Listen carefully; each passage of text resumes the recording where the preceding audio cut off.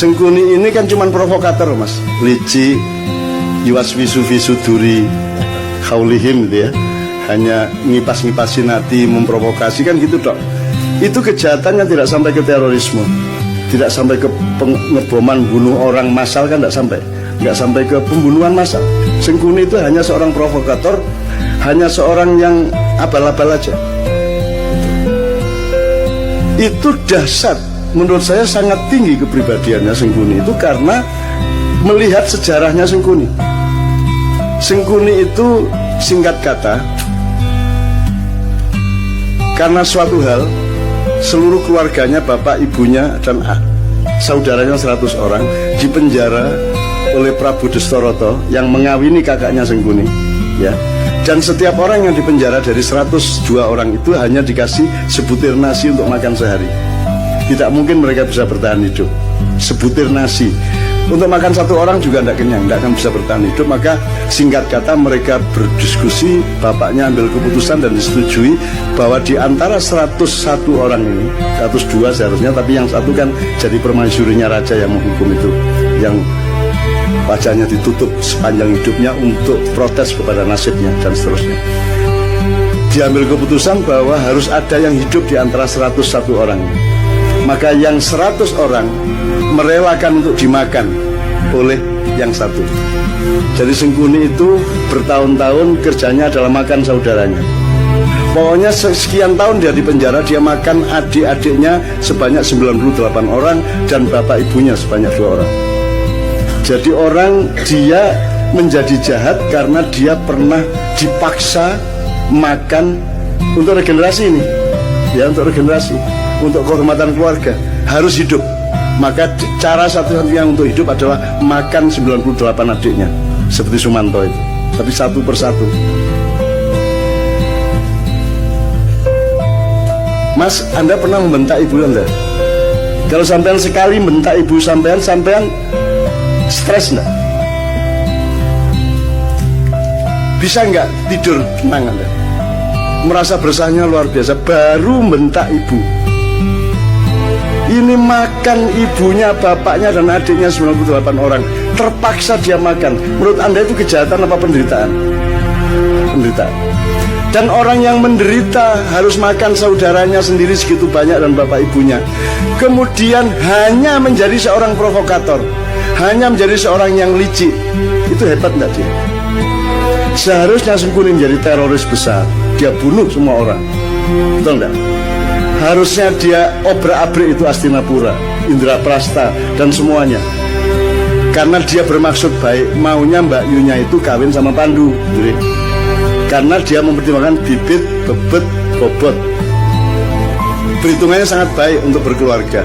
Tapi ternyata dia dikawini oleh kakaknya yang buta itu.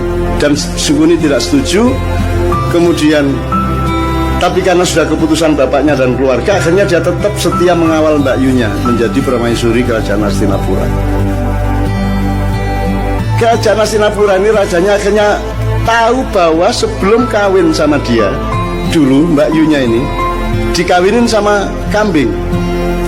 Kemudian begitu kawin, kambingnya dibunuh, disembelih. Kenapa dikawinkan sama kambing?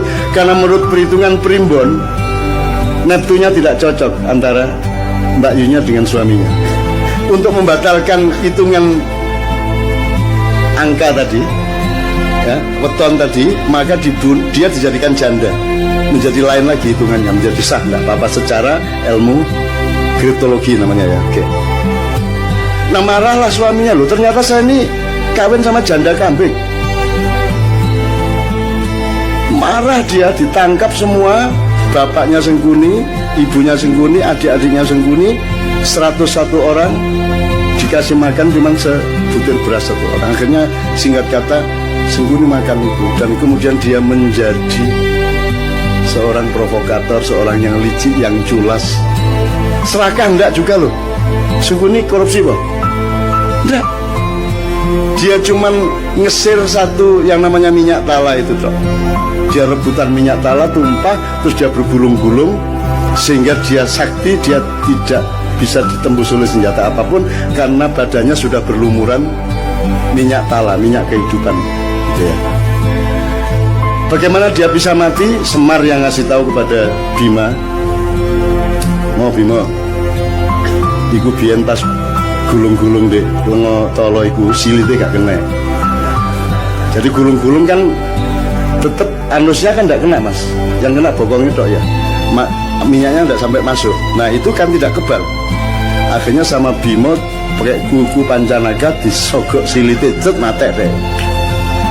Gitu. Nah teman-teman sekalian, saya yang pertanyaannya sederhana. Kalian ini pemimpin-pemimpin Indonesia ini, yang mana yang tidak sengkuni? Terus kalian ini menjadi sengkuni atas penderitaan apa? Kamu pernah susah apa hidupmu? Kamu pernah tidak makan? Kamu pernah makan ibumu? Kamu pernah menderita sampai seperti itu? Kamu itu atas nama penderitaan yang bagaimana sehingga kamu jahat kepada rakyat itu? Apa alasan sejarahmu? Kalau Sengkuni ada alasannya untuk jahat, meskipun kejahatan dia tidak sepadan sama sekali dengan penderitaannya. Seharusnya orang macam Sengkuni yang makan 101 keluarganya sendiri, dia dalam tanda petik berhak untuk menjadi teroris besar. Kalau dia tidak kuat, dia akan gila atau dia bunuh diri. Tapi Sengkuni sangat kuat dan sangat arif sehingga dia hanya menjadi provokator. Sementara kita dipimpin oleh Sengkuni-sengkuni yang tidak punya alasan sejarah untuk jahat kepada rakyatnya. Kamu pernah jahat apa? Kamu pernah menderita apa? Wong kami yang tidak pernah utang seperti anak-anak utang. Kamu tidak pernah kredit seperti mereka. Kamu lancar-lancar saja kok. Ya toh? Kamu juga anak orang yang tidak miskin, cukup kaya sehingga kamu bisa nyalon kok. Urusanmu sama uang-uang besar. Atas nama apa kamu jahat kepada rakyatmu? Apa alasan sejarahmu? Ini apa toh? Allah mengatakan Allah tidak menyukai kata-kata yang diperjelas kejelekannya. Ya, apa? La yuhibbullahu al-jahra bisu'i minal qaul. Itu ya terjemahannya. Ya, terjemahannya. La yuhibbullahu al-jahra bisu'i minal qauli illa man zulim. Tidak, Allah tidak menyukai perkataan yang nyaring tentang keburukan kecuali orang yang didolimi. Jadi meso, ya boleh. Dendam, bagi orang yang didolimi. Wobol kon niku gitu ya. Itu Allah tidak suka kecuali kamu dalam keadaan dianiaya. Jadi kalau dianiaya, Allah membatalkan ketidaksukaan. Ya wis rapopo wong kon menderita kok gitu loh. Itu hukum Allah loh. Nah ini Indonesia nih, kamu itu menderita apa sehingga kamu kejamnya begitu rupa kepada rakyat? Kamu pernah menderita apa? Kamu pernah miskin apa? Karena kamu pernah puasa kayak apa? Kamu pernah tirakat apa? Kamu lancar-lancar semua kok. Kamu bisa membayar miliaran untuk jadi pejabat. Apa alasanmu untuk jahat kepada rakyat? Sengkuni saja tidak sejahat kamu, padahal dia penderitaannya ribuan kali lipat dibanding penderitaan hidupmu.